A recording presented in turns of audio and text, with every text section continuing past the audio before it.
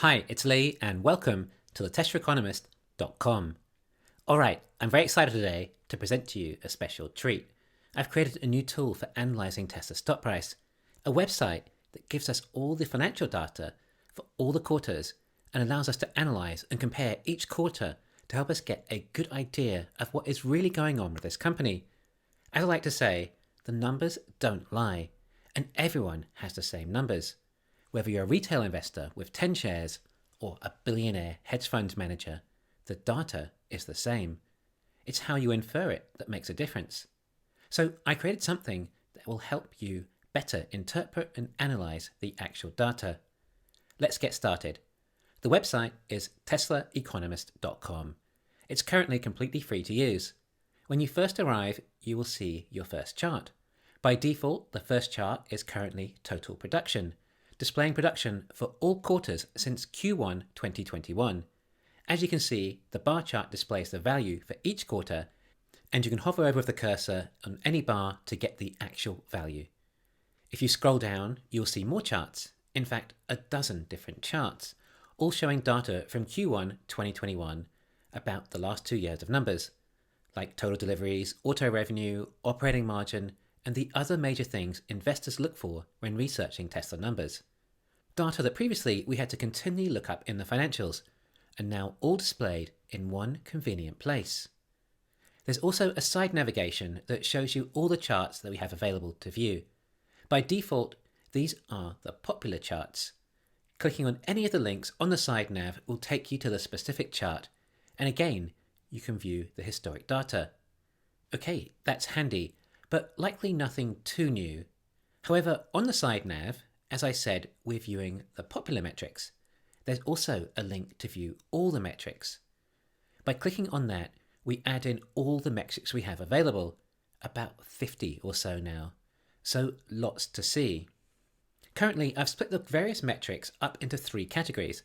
The first is the financial data, like revenue and profit. Again, you can click on any of these links and we will see the historic data of each metric in a chart.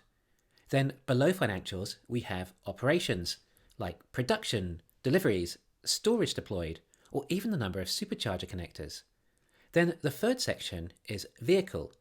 This contains some of the metrics that are often then divided by the number of deliveries, so you can see how revenue or expenses relate on a per vehicle basis. For example, auto revenue per vehicle is going to be along the lines of ASP of the vehicles, at least certainly enough to get an indication. It doesn't stop there though either. You can actually click on the link in the side nav called Customize. Here you can select just the metrics you want to view by selecting them or unselecting them, then clicking on Update Navigation. But Tesla is a massive growth company, and although there has been lots of progress since 2021 that we can see, it doesn't give an accurate enough representation of the true exponential growth. So there's another link on the side nav called Change Quarters. If you click on this, then we can select which quarters we wish to see, and it now goes back as far as mid-2018.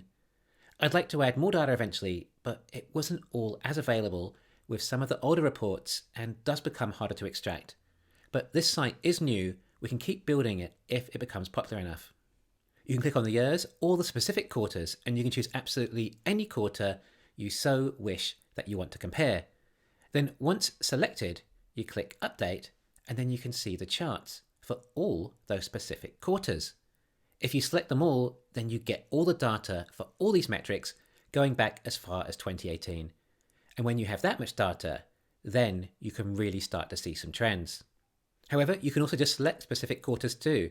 For example, if you just wanted to compare Q3 for each year in the past, then you can select just those quarters you want the data for.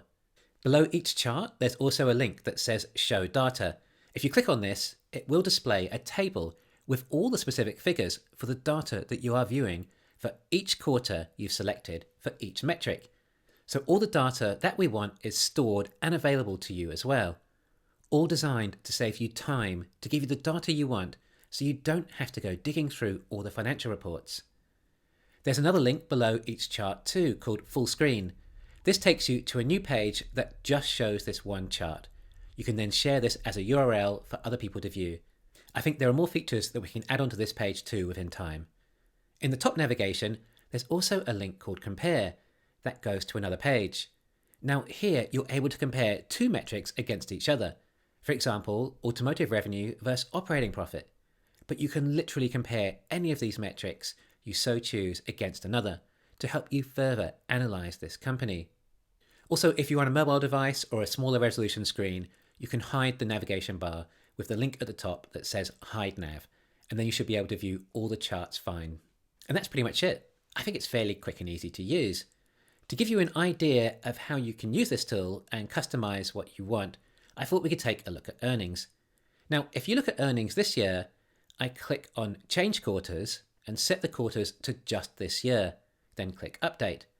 Then click on the chart for net income gap. Now, if you look at earnings so far this year, it actually doesn't look that good. Q3 net profits weren't even as high as Q1, and there was a massive dip in between them called Q2. This isn't what you expect when Tesla have launched two new huge factories, producing their highly profitable Model Y. Of course, we've gone into depth many times explaining why this is the case. But for an analyst just taking a look at these figures, it certainly doesn't look like great performance. Like I said, we know the issues with the new factories and explain the reason profits are not doing well this year. But if we take a look at revenue too, that too also shows minimal growth for the company, which doesn't look close to how you expect a growth company with around a PE ratio of 60 to be performing. With just 10% growth in revenue from Q1 to Q3 and a massive drop during Q2. Of course, we have explained why this is the case many times also. There is often noise in short-term data. Freak events occur, but it doesn't stop the overall growth, ramping and expansion, so that when you actually zoom out, as people like to put it, you can see the growth clearly then. So instead, how about for this unimpressive Q3, we compare it to all other Q3s instead and see how it looks then. If I click on Change Quarters again and just select Q3 from each year and then update the charts, then the pattern changes.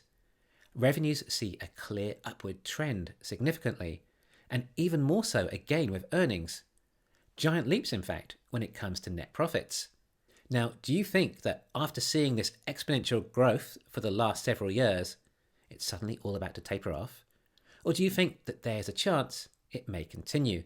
Especially given that Tesla have two massive factories, barely even started, and even further behind with their new in-house cell production, and significantly lower cost methods of production.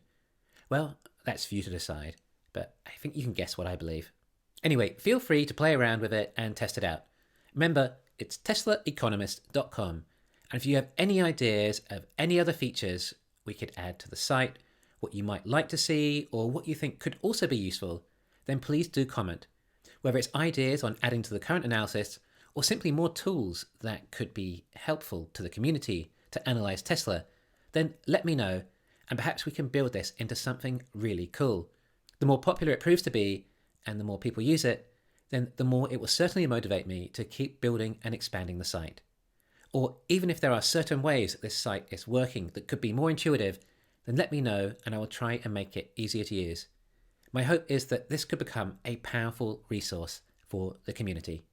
Thanks for listening. Please hit the thumbs up and subscribe. You can follow me on Twitter and talk to me on Patreon.